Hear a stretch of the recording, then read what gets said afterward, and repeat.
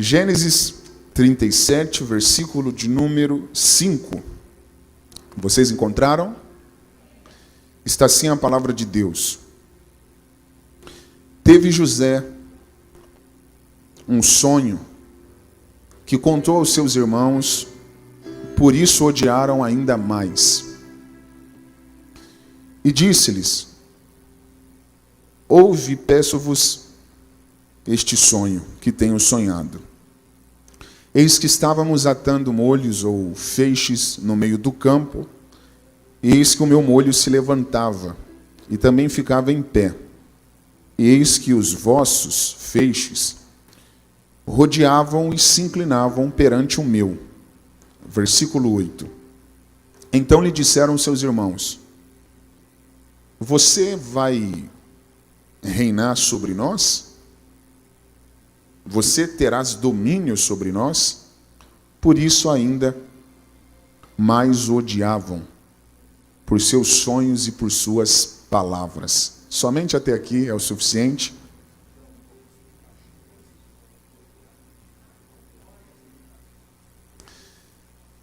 Sem sombras de dúvidas, a história de José está inserida na classe das histórias mais conhecida da Bíblia.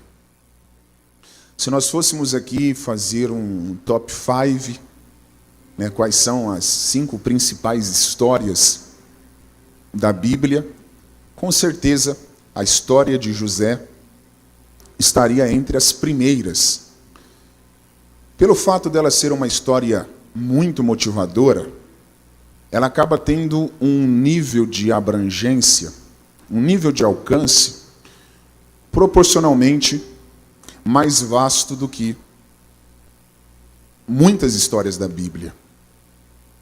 Quando nós olhamos para a história de José, para a história de Davi, em algum momento, analisando a história destes personagens tão conhecidos, nós conseguimos nos identificarmos dentro da história, Speedwell. Então, quando nós olhamos o processo que esses personagens enfrentaram, em algum momento nós conseguimos nos ver ali passando pela mesma circunstância ou pela mesma situação. Então, partindo deste princípio, eu estou consciente de que eu não estou aqui trazendo uma história nova para vocês. Muito pelo contrário, é uma história bem familiarizada, costumeiramente mencionada. Ela é uma história tão poderosa, falando aqui para vocês, que até alguns programas, algumas emissoras de TV, fazem questão de utilizar essa história. Por exemplo, teve um seriado na Record, que, se não me falha a memória, falava praticamente só da história desse sonhador, a história de José. Então, acredito que vocês, o tanto quanto eu, já tiveram acesso à história de José. Eu quero apenas fazer algumas observações, que no meu ponto de vista são indispensáveis, para que nós possamos ter uma interpretação ou até um desenvolvimento coerente do que a história diz por si só. Não tem como nós falarmos de José sem falar de sonhos, porque o que mais marcou a história desse jovem foram os seus sonhos. O interessante é que, quando José sonhou, a Bíblia faz questão de falar a idade que ele tinha. Então, quando está aqui no capítulo 37, que nós lemos, quando José sentou na mesa e compartilhou os sonhos que ele teve com a sua família, ele tinha exatamente 17 anos de idade. Então, ele era um jovem, 17 anos de idade. E é muito interessante que, quando Faraó estabeleceu José como governador do Egito, a Bíblia também, pastor Vitor, faz questão de falar quantos anos de idade José tinha naquela ocasião, que era exatamente 30 anos de idade. Vamos lá? José sonhou com 17. Com quantos anos? 17 anos de idade. E se tornou governador no Egito com 30. Vamos ver se vocês são bons aí em cálculo de matemática. Se ele sonhou com 17 e só se tornou governador no Egito com 30, quantos anos se passaram? Vamos lá? Olha aí, vocês são bons, hein? Só que olha que interessante, pastor Vitor. Subindo para cá, eu fiz esse cálculo. Aparentemente, o sonho que José teve falava apenas de um governo. Mas quando você para analisar ao pé da letra o sonho que ele teve, por exemplo, no versículo que nós lemos aqui, no versículo de número 7, ele compartilha com os irmãos dele, olha o sonho, nós estávamos atando feixes, era o trabalho cotidiano deles. E aí o meu feixe ficou de pé e o de vocês se inclinaram perante o meu. Então perceba que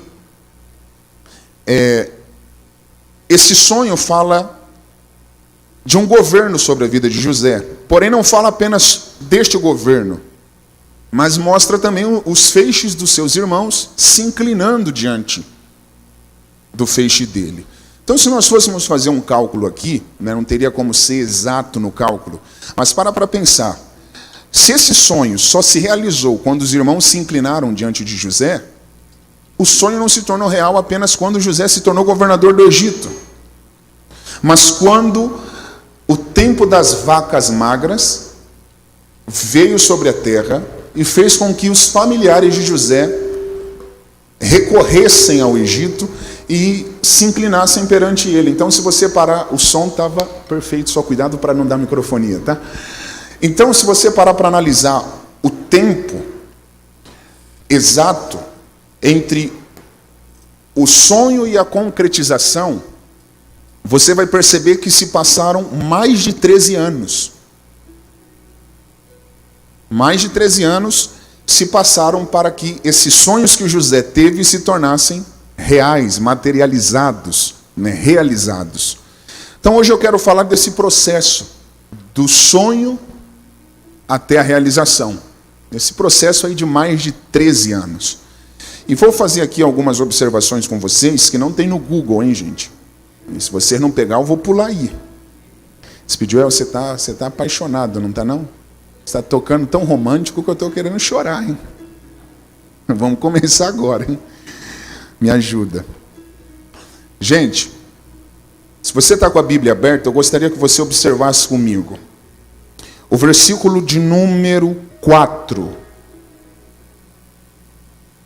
Vendo, pois, melhor, vamos ler o 3. Versículo 3. Israel amava José mais do que todos os seus filhos. Por que a Bíblia fala sobre esse amor de Israel, do pai de José para com ele? Porque José era o filho da velhice de Jacó, era o sonho que Jacó sempre teve.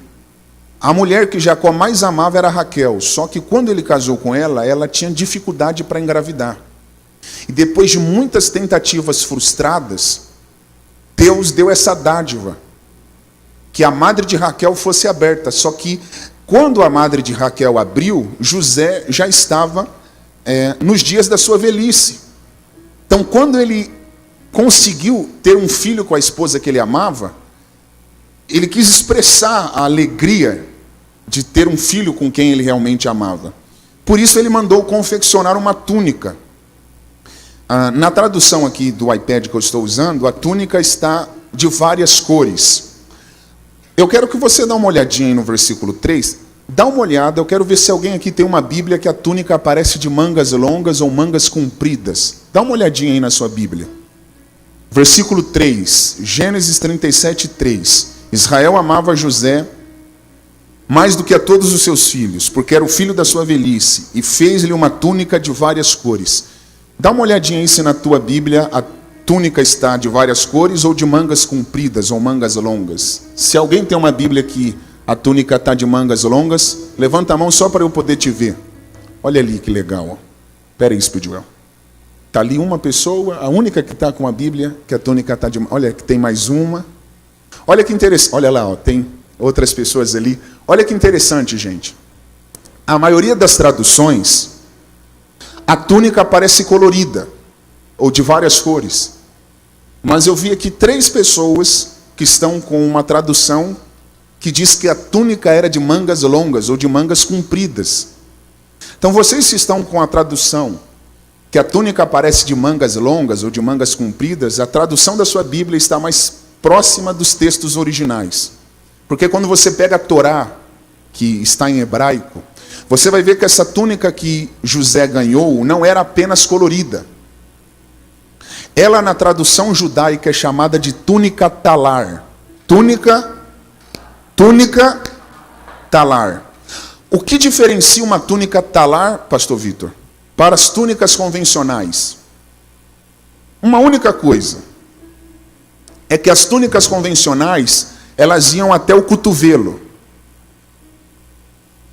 E a túnica talar, ela tinha mangas longas, ou seja, vinha até o punho. Vou repetir, hein? A túnica convencional ia até o cotovelo. E a túnica que Jacó deu para José, que era uma túnica talar, era uma túnica que tinha mangas longas. Então o que fez os irmãos de José ter inveja dele, não foi apenas a cor da túnica. O que fez os irmãos de José terem inveja dele era que a túnica de José ocupava mais espaço. E você precisa entender que tudo que ocupa, alguém pegou mais espaço, vai gerar desconforto em pessoas que não são resolvidas. Alguém pegou. Estou começando a arrepiar, hein? Eu vou repetir. O que potencializa o sentimento de inveja nos irmãos de José não era apenas a cor da túnica, mas o fato da túnica ocupar mais espaço. Você precisa entender que algumas pessoas vão conseguir lidar com você enquanto você ocupar o mesmo espaço que elas ocupam. Se você conseguir ocupar um espaço maior, se prepare para ser alvo de algumas pessoas.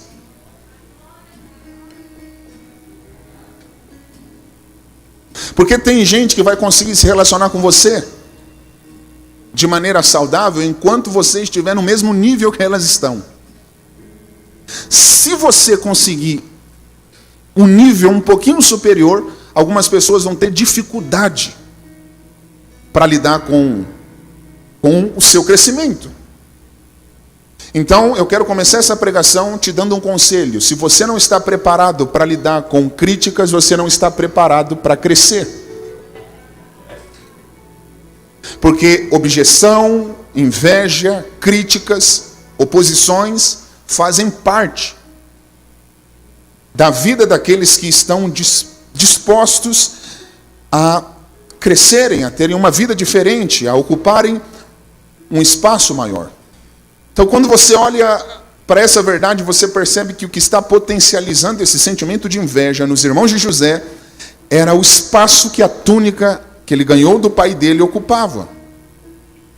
Ao ponto da Bíblia falar que os irmãos, por odiarem José, não conseguiam falar com ele pacificamente. No versículo de número 4, você vai ver que os irmãos não conseguiam nem dialogar com José.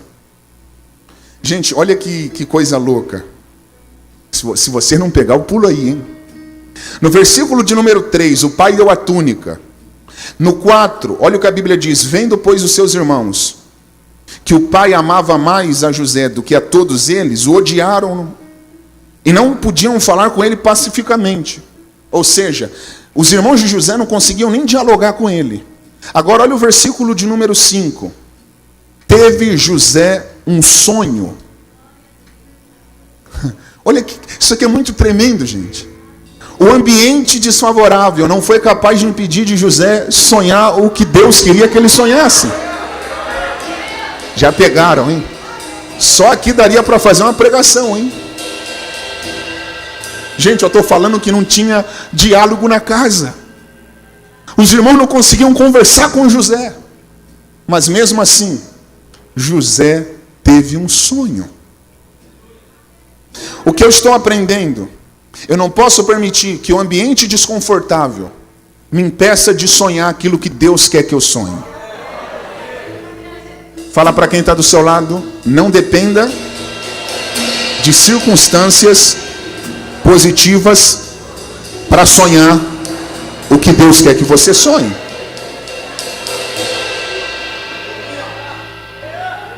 Você não pode depender de circunstâncias favoráveis para sonhar o que Deus quer que você sonhe.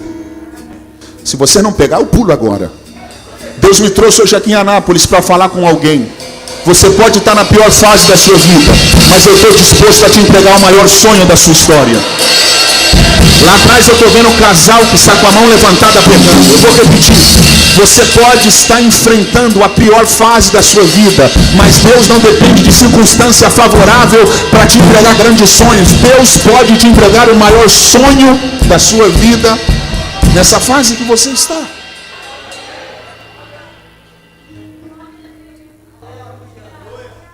José teve um sonho e ele contou aos irmãos dele. Pastor Vitor, você pode me ajudar? Vamos lá nós dois, vamos começar a pregação agora. Ó, isso aqui não é para quem está boiando, hein? Quem estiver boiando não vai... É porque depois a pessoa boia e fala, não entendi a palavra, mas não entendeu porque estava boiando. Pastor, José sonhou no 5. No 6, ele pediu permissão para contar. No 7, ele contou o que eu falei já no começo para vocês, que eles estavam lá atando feixes, beleza. Agora, pastor, lê o 8. E então lhe disseram seus irmãos: tu, pois, deverás reinar sobre nós. Tu deveras terás domínio sobre nós. Peraí. Quem teve o sonho? José. Se ele não pegar, a gente pula lá. Fica tranquilo que eu não vou te perguntar nada difícil. Quem teve o sonho? José. Quem contou o sonho? José. Mas quem está tentando interpretar o sonho? Seus irmãos. Pegou? Aqui que está o problema. Gente que não sonhou tentando interpretar o sonho de sonhador. Ó, eu arrepiei, hein? Lê de novo. Então lhe disseram seus irmãos: tu, pois, deverás reinar sobre nós. Olha, isso aqui não tem no Google, hein? Na cabeça da quadrilha, que eu não posso chamar isso aqui de irmãos, isso aqui é uma quadrilha. Alguém falou é forte. Na cabeça da quadrilha, o sonho que José contou falava da cadeira do pai. Olha o questionamento que os irmãos levantaram. Ei, Zé, quer dizer que você vai reinar sobre nós? Você vai ter domínio sobre nós? Qual era a ideia dos irmãos? É que quando José contou o sonho e o feixe de José ficou de pé e o dos demais se inclinaram, eles pensaram, José já está dando uma indireta, que pelo fato do pai amar ele tanto, o pai vai passar o governo da casa para ele. Pegou? Só que na cabeça da quadrilha, José não merecia ficar com a cadeira do pai. Porque eles não acreditavam que José tinha potencial para administrar a casa do pai.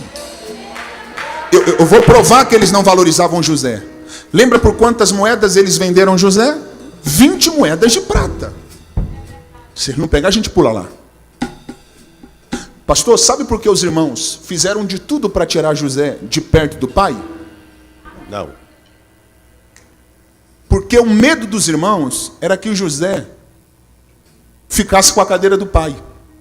Aí eles falaram, vamos colocar José para longe. Porque quanto mais longe a gente mandar ele, melhor. Deus olhando para tudo isso e falando, como eles são bobos. Eles estão pensando que o sonho que eu dei para José fala da cadeira de Jacó. Mas mal sabem eles que a cadeira de Jacó é muito pequena para o que eu tenho para José.